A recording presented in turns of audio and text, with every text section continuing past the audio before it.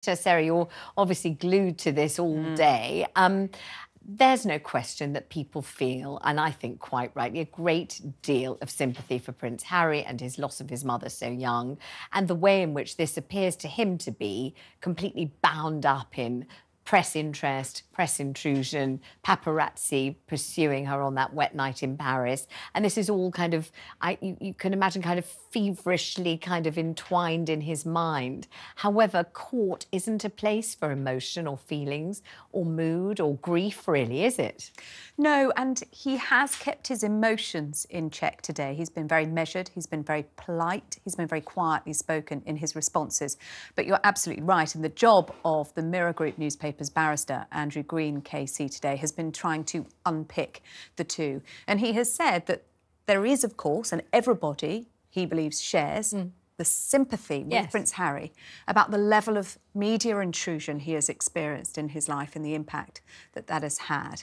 But what he has been trying to do is to say that that is different and doesn't necessarily equate to unlawful activity. And so he has meticulously gone through each one, not quite got to the end yet, of 33 articles that are part of this claim, to try and illustrate to the judge and the court that there are other sources for these stories. Can you give us one example that stands out to you in all the 33 stories, one that was discussed today? For example, so we can kind of imagine what's going on. Was about Prince Harry's 18th birthday celebrations, and he cited that article and suggested that the journalist who wrote the article must have obtained information unlawfully. It was then put to him that actually Prince Harry had given an interview to the Press Association, there had been an interview in Sunday newspapers, and that the article was very similar indeed to what had already been put out there in the public domain by Prince Harry himself. And Prince Harry answered, yes, I can see the similarities. And that was a thread running through them. Every single article that they were going through, whether it be about his trips to Africa, for example, there were, as the Mirror Group barrister tried to argue, other sources for those stories. And the burden of proof here is with Prince Harry. He has to connect those articles with evidence of illegal phone hacking. And do we think that that evidence, if Harry has it, is going to be produced another day, maybe tomorrow? Or do we think it's further down the line of a 7-week trial? Or is this conversation today, this interrogation in court today that he's going through, is that where he's meant to produce the evidence? Well, this is the cross-examination of Prince Harry by the Mirror Group, and they are taking apart his witness statement, 55-page long witness statement, and trying to sow seeds of doubt, I suppose. And one of the words that keeps coming up from Prince Harry is that when he saw these articles, he was suspicious. How could these journalists know this? But suspicion isn't enough in a court of law. He has to provide the evidence, and that is what he is being pushed to do. Tomorrow he'll be back in the witness box giving more evidence, and that in itself is extraordinary, isn't it, to see a member of the British royal family spending a day and a half in the Royal Courts of Justice giving evidence. And what's being said, of course, is that he'll be spending more time in court than he spent at his father's coronation. Yes, he will. He is back here for a longer period of time than he was for his father's coronation.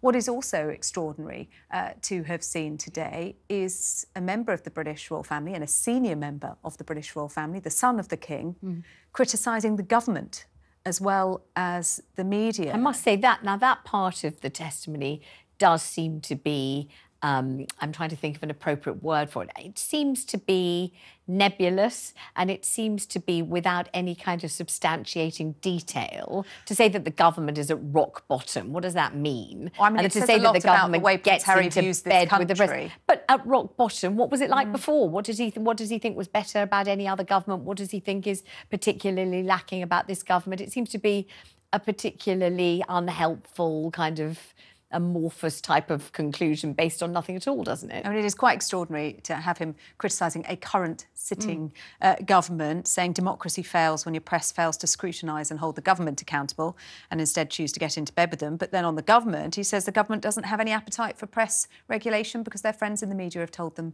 not to. So it really is very strong evidence from Prince Harry on that front. We've also had very personal evidence from him, talking about the way in which he was made to feel in his witness statement when articles about alleging that James Hewitt could have been which we all read thousands of times. And he said he didn't know at the time of reading those articles that actually his mother hadn't met James Hewitt until after he was born. And he said those articles were very, very upsetting indeed. He said, I was 18 years old. I'd lost my mother just 6 years earlier. Stories such as this felt very damaging and very real to me. They were hurtful and cruel. I was left questioning the motives behind the stories. Were the newspapers keen to put doubt into the minds of the public so I might be ousted from the royal family? And I think that gives you a sense of how upsetting it was for him. It definitely does. About his place within the royal family. Of course it does. I mean, who are watching this, listening to this, or in this studio now would like to read in the paper that your father wasn't really your father and some other fellow was your father? Nobody would like that. Nobody would be happy with that. Everybody would be devastated, violated, annoyed, furious. However, as James Hewitt wasn't his father, and as his mother had not even met James Hewitt until after he was born, there can't possibly be any conversations or voicemails or anything else that could have been hacked into saying that he was his father. Therefore, it's some journalist conjecture, it's just malicious rumour, but it's probably not illegally obtained, is it? There was an article about a plot to rob the DNA of Harry and then sell it to a foreign newspaper for tens of thousands of pounds, and that was what he was citing there. On the subject of paranoia, he talked about his mother and how many articles had claimed that she was paranoid, and he said she wasn't paranoid, she was fearful of what was actually happening to her, and I know that I was the same. We've learned about his Nazi uniform shame after wearing that uniform to a fancy dress party. We've learnt more about the ramifications within the family. He was punished by his father, then Prince Charles. He was grounded and he was made to get a job at Highgrove, mucking out the pigsties. And he said, I know my father was particularly unhappy with the poor judgment I was shown. We've also learnt that the Queen, the late Queen, was concerned about the level of media interest in his gap year in Australia, and she had secretly sent a private secretary to go and stay in a house down the road to keep an eye on things and give him support should he need it. And he didn't know that until very recently. And how did he find that out? In an article? He's found that out in the course of what has been going on over this case, it would seem. He said he didn't know until very recently.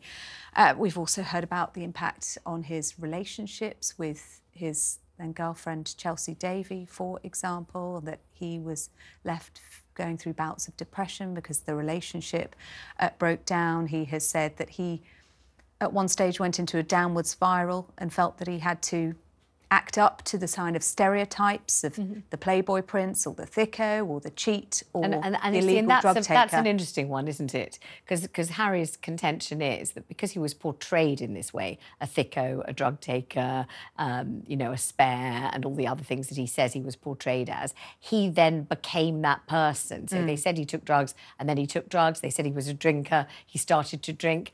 And I think although one feels tremendous sympathy for Harry and with Harry, that one is a difficult one to swallow, isn't it? The idea you read something about yourself in the paper, it's not true, the papers have made it up, and you then go and do that thing and then blame the papers. That's a bit of a difficult one to peddle, I would have thought. Yeah, and wherever you stand on this, what you can see is that this was a young man who was really struggling with life in the public eye following the death of his mother, really struggling to deal with the level of media interest in him, and that is all coming out now.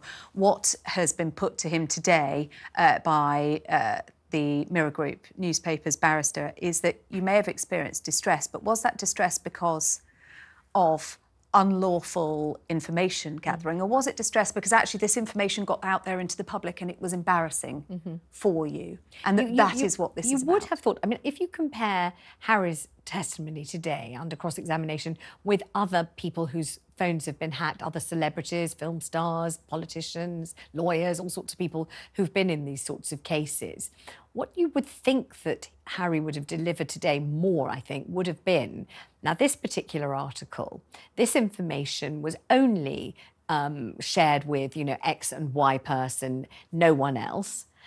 It hadn't been written about anywhere else. It hadn't been seen anywhere else. It didn't exist anywhere else. And it could only have been procured or obtained by hacking into either my phone or the phone of my girlfriend or the phone of my doctor or the phone of my secretary or whatever it was. And we know categorically that information wasn't in the general domain anywhere. It could only have been got that way. But he doesn't seem ever to quite be saying that, does he? Well, he's trying to suggest that how could anyone have known these details about my medical records, for example, or about my flight details or whatever else. But providing the evidence is very different. And I think it also gives us an insight into just how isolated he was, because he's on his own here, he and his legal team. He doesn't have the support of the palace in doing this and in finding all of that information out. He talked about a shrinking group of friends and those around him because he didn't trust anybody. And it does paint a very, very sorry picture of a young man who has really, really found this very difficult life in the public eye. But the point being made today in court is that media intrusion may have been very difficult for you, but what you've got to prove is that this was illegal.